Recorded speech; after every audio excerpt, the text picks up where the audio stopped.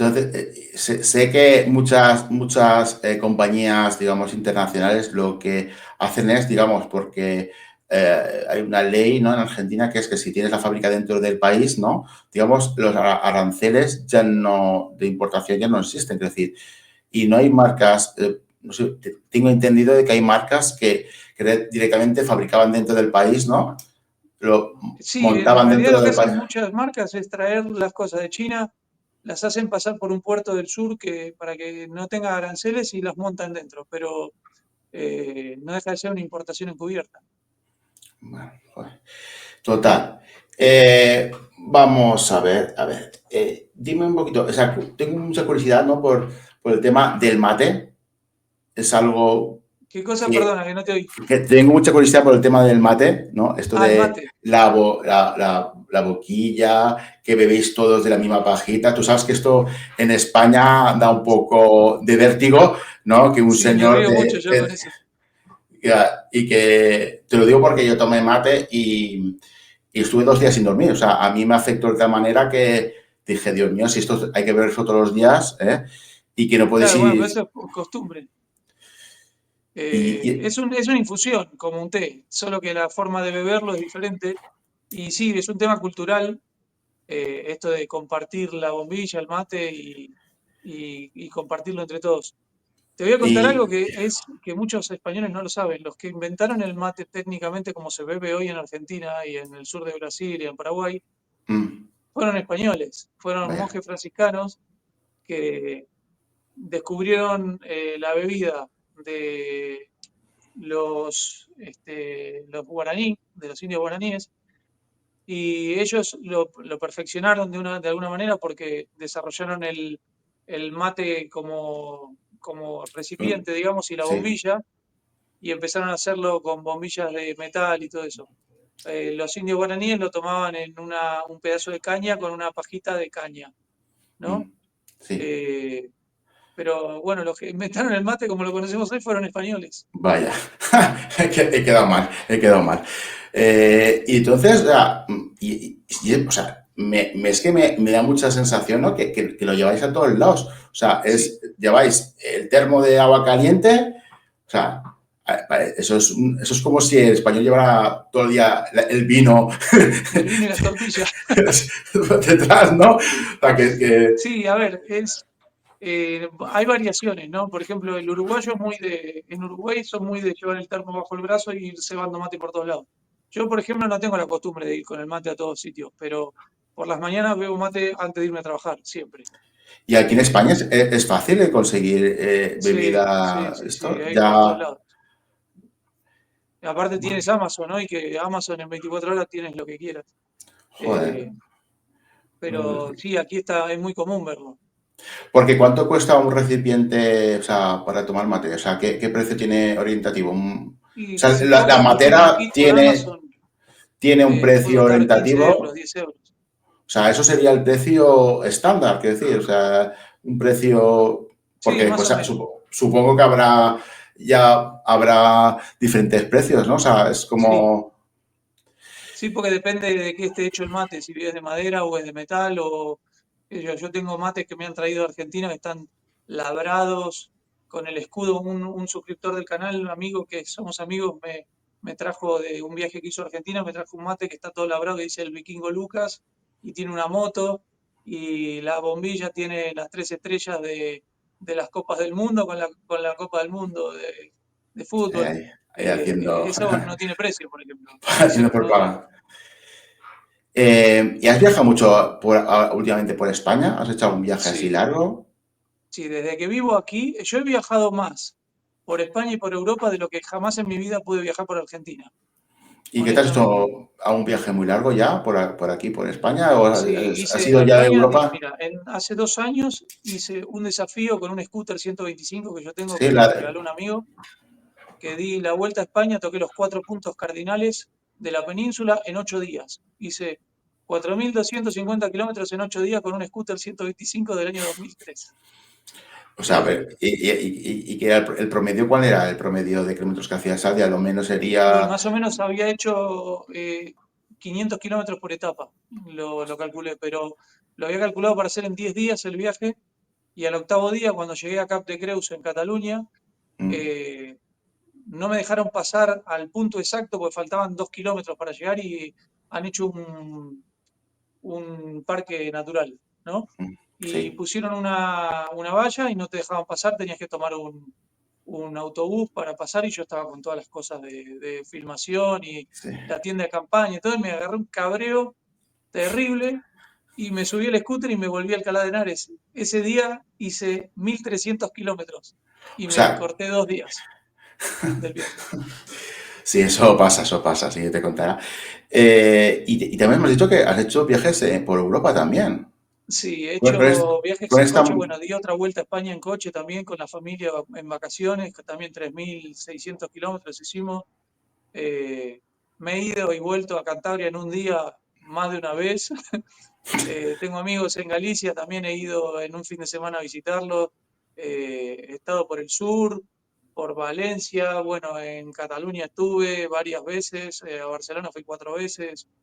Y luego hice 4 viajes hasta Ucrania con un amigo español que a cuando Ucrania, empezó la pero, guerra, o sea, a la zona, digamos, libre o a la zona a la ya, a frontera, la a 60 frontera, a kilómetros de la Polonia, ciudad de Lviv. Fuimos en cuatro Polonia. veces en Y coche y conduciendo la para llegar. situación, ¿cómo está ahí? La situación. Y esto fue Porque cuando empezó la guerra, los primeros meses. Después ya no pudimos más ir, pero eh, fuimos a llevar víveres y medicina y todo y volvimos con refugiados, gente que estaba escapando de la guerra. Y fueron 4 viajes y los 3 últimos fueron todos conduciendo, joder. desde aquí, desde Madrid. O sea, ¿pero qué fuiste? ¿Con una especie de autobús o en coche? ¿Fuiste en coche? Fuimos una vez en autocaravana y furgonetas, otra vez en furgonetas.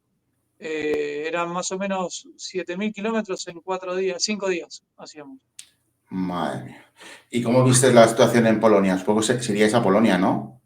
Cruzamos Iríais. Polonia, Alemania, y estuvimos en República Checa brevemente también, sí, todo Francia.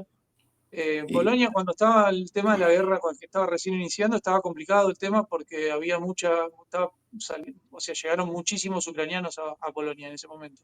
normal. Eh, Y, fue, fue muy movilizante esos viajes.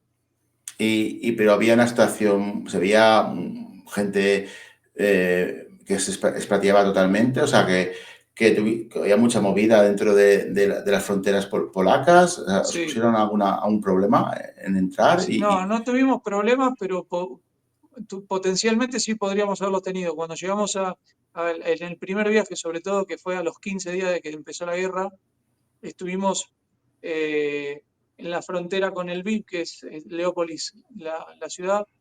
Llegamos el día que estaban bombardeando.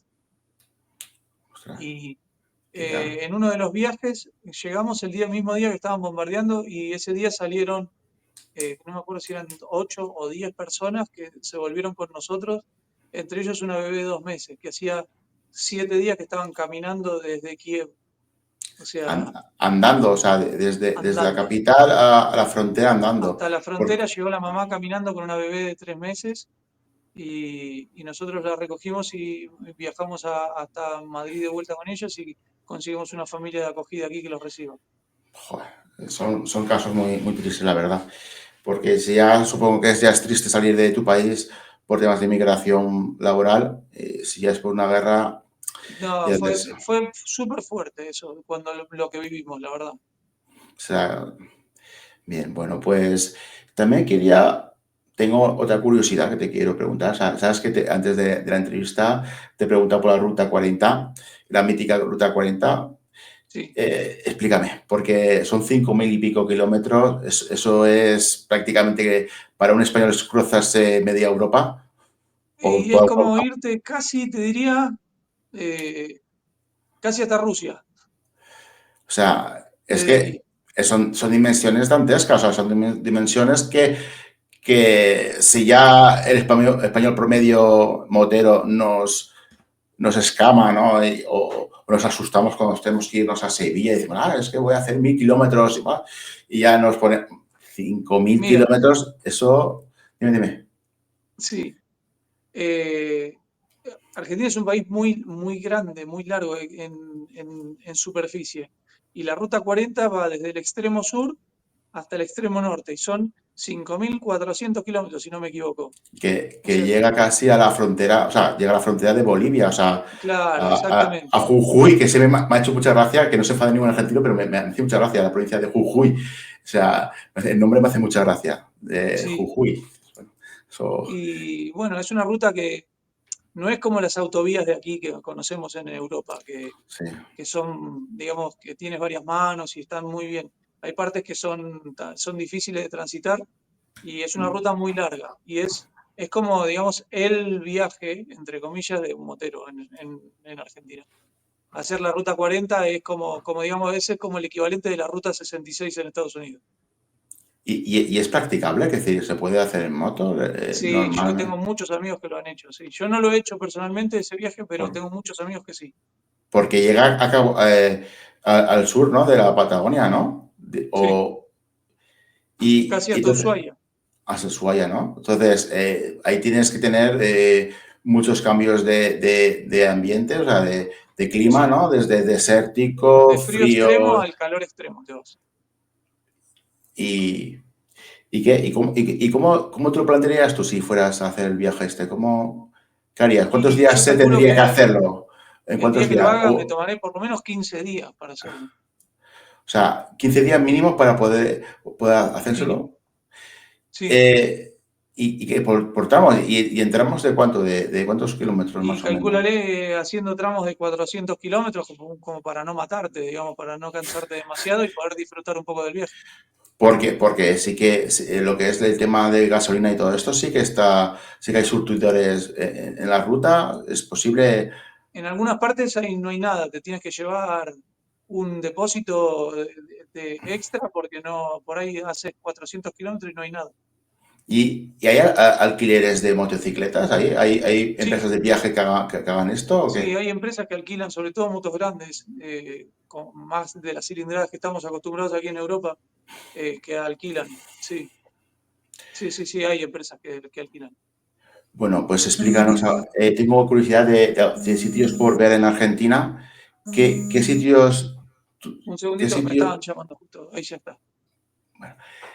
dime, o sea, sitios que ver en Argentina que son importantes o Y que bueno, tú crees que, porque tengo hay curiosidad, ¿no? miles, Porque pero por ejemplo, el glaciar Perito Moreno hay que verlo, Bariloche en el sur, qué sé yo, el Chocón, después por el norte, bueno, el norte tenés, pero es que es enorme Argentina.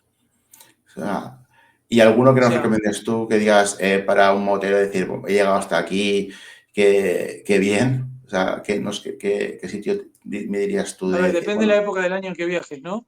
mm, Pero el sur es muy, muy lindo para verlo. Y el norte, lo que pasa es que el norte también, o sea, si te digo, te recomiendo uno, estaría quedando mal con porque el otro, en porque todas las provincias de Argentina hay algo interesante que ver, ¿no? O sea, sí, sí, sí, sí. Sobre todo a nivel paisajes y eso, una cosa de loco. y de comida, explícanos esto de la También comida, es muy, porque a veces veo vídeos, digo, madre mía, o sea, porque es tan mítico lo de la carne argentina, es tan mítica, o sea, esos filetes que te ponen, que ves en pantalla, sí, es es tan así, sí, imponente, las barbacoas, ¿cómo llamáis vosotros? ¿A barbacoa? asado, Al el asado. asado. A ver, aquí tienes, en la zona de Galicia, Asturias, Cantabria, País Vasco, también tienen cultura de la carne y se come muy, muy bien y la carne es muy, muy buena, no tiene nada que envidiarle a la de Argentina. Pero sí, es así, en Argentina la carne es buena, se come mucha carne y el asado es casi Y el asado fatal. básico, ¿qué sería el asado básico? ¿Qué sería? Costillar, la parte del vacío, que no sé cómo se le dice aquí, luego chorizo, morcilla, eh, aquí le llaman entresijos, que es los chinchulines que le llaman allá, eso se come mucho también. eh, Luego pues hay cordero, qué sé yo, de todo, Porque notas mucha pero mucha diferencia. carne de vaca. Porque notas mucha diferencia entre la carne de España y la carne argentina. ¿Notas mucha diferencia de Yo no sabor? noto tanta diferencia. Hay muchos argentinos que dicen, no, la carne argentina. A ver, la carne nuestra es buena, sí, no lo voy a decir, no voy a decir que no porque estaría mintiendo. Pero la verdad que el estándar de carne, de calidad de carne que hay aquí en Europa está muy bien. Sobre todo en el norte de España, la carne es buenísima. Bueno, Es muy buena. Tú haces un asado con carne aquí en España buena y no tienes problema. bueno, pues no sé, no te quiero ya más robar más tiempo, no te quiero ya ver si quedamos otra vez para hacer alguna entrevista más de algún Cuando tema quieras. interesante. Te doy las gracias, ¿vale? Y bueno, pues te emplazo a la gente que pondré todas tus redes aquí abajo para que puedas seguir a este gran hombre. Lo Muchas gracias. descubrí por Gracias por la invitación. casualidad y me quedé prendado. Pues bueno, pues nada, te doy muchas gracias y nada, Muchísimas gracias por la invitación. pues nada, pues muchas gracias, Nos ¿vale, vemos. Lucas? Chao.